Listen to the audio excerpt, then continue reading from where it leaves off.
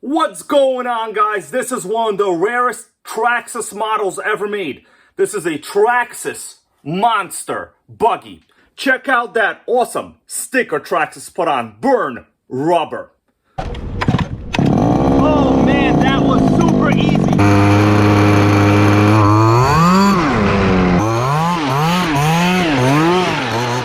Wow. This thing runs great so far. Can't believe it.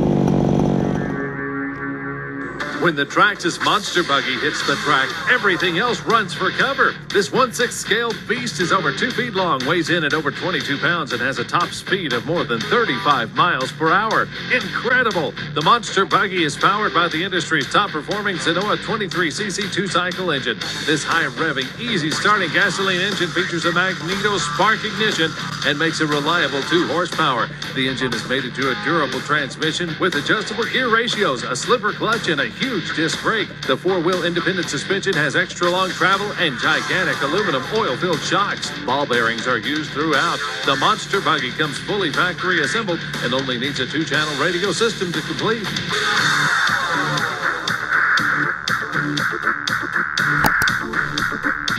Once you drive it, you'll be thinking bigger is better.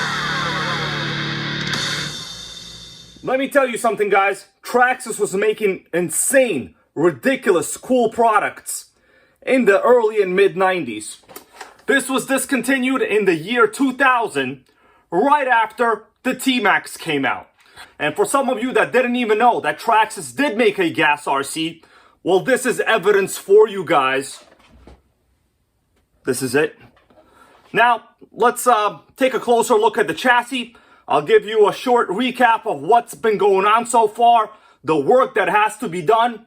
And if you're wondering, what kind of engine does this have? Well, let me just tell you. Traxxas included a real factory Zenoah engine back in 1993. So if you've been a Traxxas hater this whole time, at least, please try to appreciate this.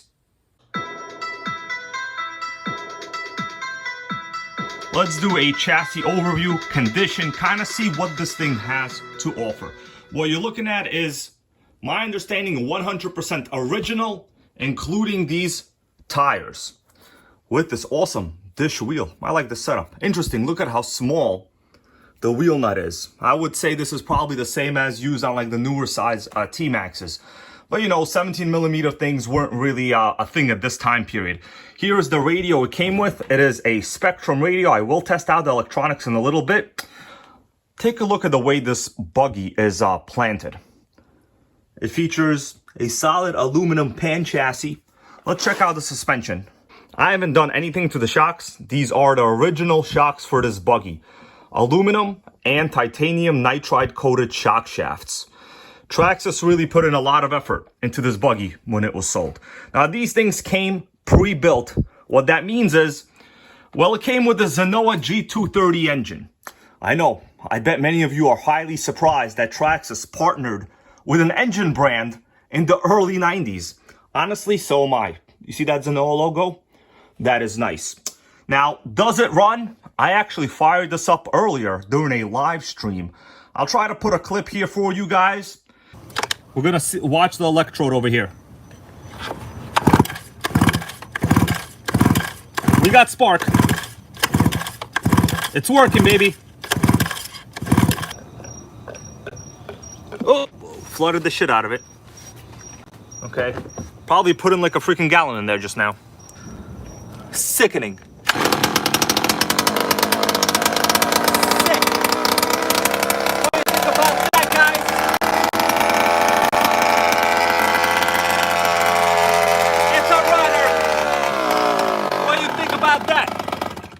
Well, I see there's absolutely no exhaust gasket on the manifold. That's why there was so much oil coming out. It fired up, no problem at all, guys. There we go, baby!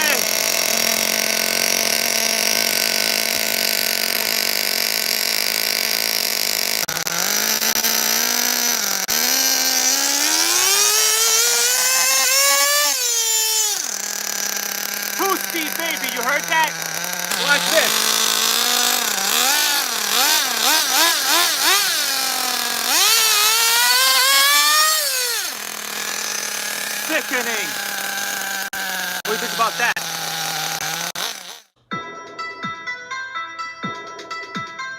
Around the back of this chassis, we have, I think, probably the most incredible Traxxas sticker I've ever seen. It says Traxxas Burn Rubber. Now that is honestly very creative. I like it. There is a good amount of surface rust on the springs. I'm not particularly worried about it. That's nothing. I could easily clean this with, dish soap or Brillo pad, whatever. It'll be fine. Let's check out the rear suspension. How is it? The dampening, I would say, like new. The best dampening I've ever seen. And once again, I have not done anything in terms of suspension work to this buggy at all. On this side of the buggy, we have, I think, the only upgrade this thing actually has, and that is the massive side pipe. Look at this pipe, guys. It is almost the length of the whole car. They do make side pipes similar to this for the Bajas, but most people really don't get them. Bajas generally have like a rear exhaust style pipe. These would have originally come with a pretty much basic canister style rear exhaust. So there's the header. Normally you would have a canister style baffle muffler coming out the back here, and that would be it. Take a look at this picture so you guys know what I'm talking about. It's pretty much very boring. Let's talk about the first problem. We got ourselves a see-through chassis. Now normally, you should not be able to stick your fist directly through the chassis. You see that, guys? I'm fisting it. I never thought I would say I'm fisting my own GAS RC. I just fisted you, bro. I'm sorry, okay? Pretend we never did that. Let's continue. Well, here is the fuel tank. I really wanted to kind of get it running for this video, but there's a major problem. The problem is it's a very vintage old fuel tank. Now, I did check the plastic. The plastic seems to be very good. Problem is, notice we have two fuel line grommets. This is my own new fuel line that I put in. The grommets seem okay. The problem is I did put fuel in it, and no matter what you do, it just doesn't hold pressure. So the grommets do leak one way or another. Now, modern fuel tanks for GAS RCs, they usually use one grommet on top somewhere. In this case, if you notice, if you put fuel in and the fuel line goes up, you're gonna have fuel constantly here trying to get out of the rubber grommet on the bottom. It's not a very effective design because it just creates a lot of extra probability of a leak. One way or another, you're gonna get air or fuel leaking, and that is actually what happened to this fuel tank. The problem is there really aren't many fuel tanks I've come across that will have a side fill like this. So the fuel cap is on the side. If you look at the fuel tank on a Baja, it's kind of on a diagonal like that, and it's in the middle of a tank. There's no way I can put it into a chassis like this. Now, normally, once it's screwed in, it'll sit like that in the chassis. I need to have access to fill the fuel tank from the side like here. Otherwise, there's the air filter in the way, there's the roll cage in the center in the way. It's a bunch of problems. I'm thinking a Red Cat Racing fuel tank will probably fit here. It's a smaller tank from the Rampage XT. If you take a look at this picture here I was able to find online, you could see the Red Cat Rampage fuel tank does have a very nice angled fuel filler hole, and I think it should fit and clear. Obviously, I'll have to figure out some kind of tie-down situation. I hope I don't have to drill holes in this beautiful non-anodized silver chassis plate. But that's the first of our problems. We got fuel tank issues. Let's take the body off. We'll take a look and see what this 1993 Traxxas has to offer. This is probably something that most people didn't even know existed. Of course, I knew it existed because I have a bunch of old RC magazines. And, I also have old vintage phones, like that AT&T Nokia phone over there. You guys see that? That's the phone people were using when they were running something like this. No joke, okay? No joke. So the body, it's PVC. Nothing to write home about. It has a bunch of cutouts, but it seems to fit just fine. We have the Zenoah G230 pull start engine. Oh, yeah, baby. We got good compression. I fired it up before, so the compression is quite good. As you could tell, I could still fairly well fist it right here, no problem. The roll cage, it's plastic.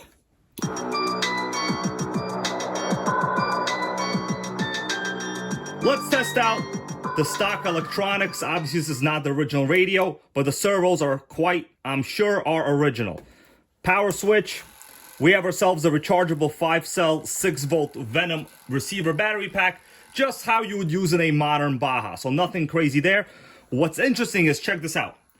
Dual steering servos, guys. I am 100% sure this was the first Traxxas to use dual setup steering servos. So let me show you the steering. The steering is very good. The steering is incredible.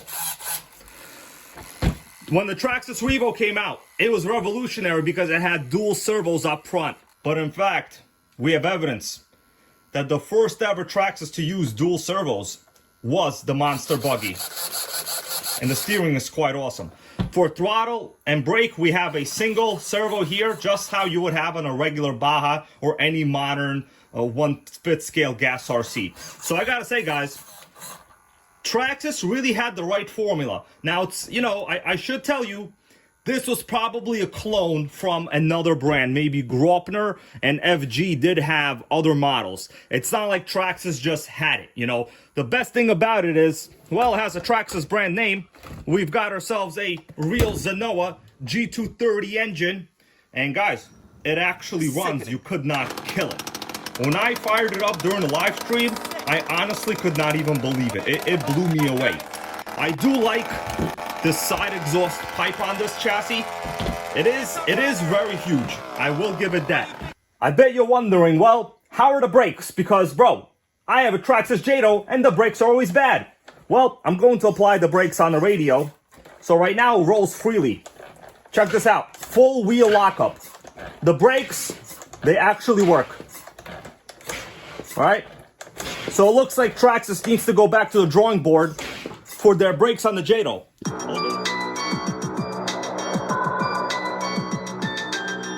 The next issue I noticed has to do with the carb. That's why, guys, I have a brand new carb right here in the box. This is a replica 997 with a choke. These Walbro knockoff carbs, they're basically all very good. I've used them on multiple RC so far. This was like maybe $17 on Amazon. Comes with a new fuel line, you know, fuel filters, all that stuff. So this old carb, for sure, I'm pretty sure it's bad. You know, there are ways of repairing it, but I'm just not gonna do it.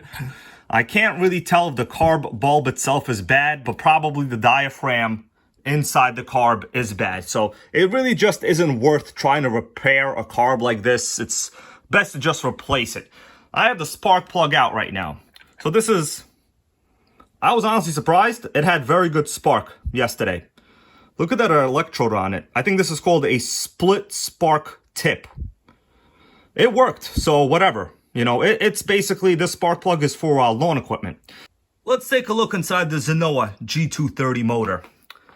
Undoubtedly, yes, it's going to have a lot of carbon buildup. There is no denying that. Let me pull the starter a little. Well, it spins over freely. The carbon buildup is really kind of irrelevant. I already know the motor ran and it started. Notice that little arrow. There's an arrow. That's pointing to the exhaust port in the back. That's in case you're doing a, you know, a head swap, piston change, stuff like that. You can't mess it up. Wow, that's interesting. I've discovered the gasket is just hanging here. Interesting. I don't know why the previous owner couldn't, you don't put it on correctly. But that's just a little discovery here. Transmission-wise, it's simple. It's a Traxxas two-wheel drive transmission. That's all it is. In fact, almost all, even modern FG road cars, they still use the G230 engine, and they still are only rear-wheel drive. So this was on par with the older FG chassis. Just for a little fun, I wanted to demonstrate the spark plug working, the fact that the coil actually works. This is a spark plug tester. So what you do, you take out the plug you have, you stick the plug boot onto the plug tester. This will check the strength of our coil. So if you go way down, obviously you want the spark to jump a much longer distance. For us, we just need about 2 to 3 millimeters, and that should be fine. I'm going to ground the other end of the spark plug tester onto the header bolt. And guys, we can essentially see whether we have spark over here. So all we need to do is just pull it and look at this gap. Check this out. Oh yeah, the spark is jumping. It is. That is a really nice spark. Let me turn this out more. We'll see how far we can get the spark to jump. That's like 4 to 5 millimeters now, I see. Let's check this out. Oh my God. This engine is insane. Let's turn it out even more. Oh man, that is a huge plug gap over there. Okay. Okay, I can't get it to jump anymore.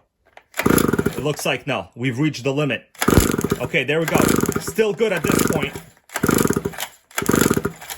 Nuts.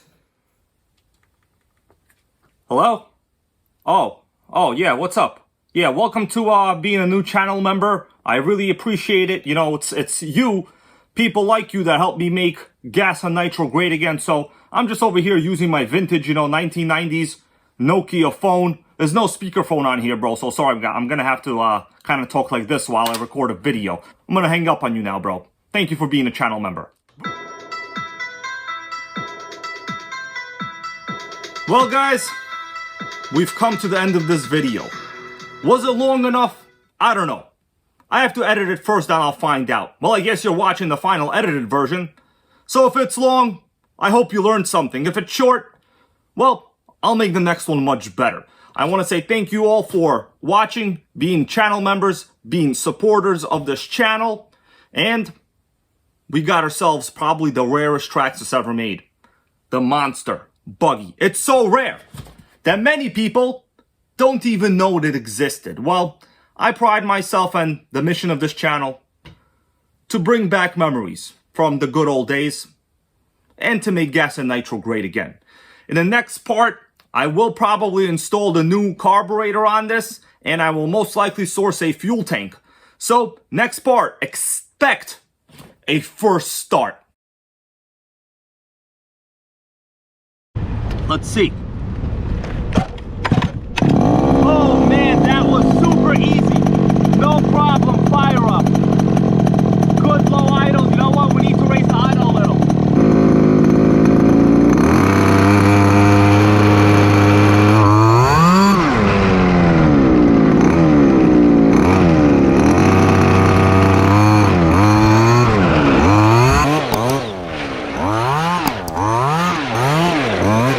Sickening.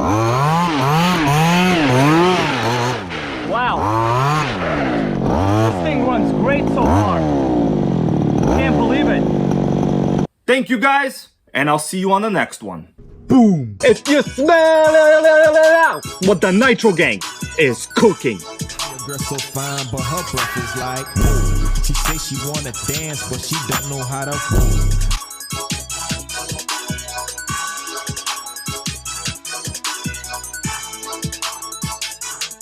Nitro World Order. Nitro World Order.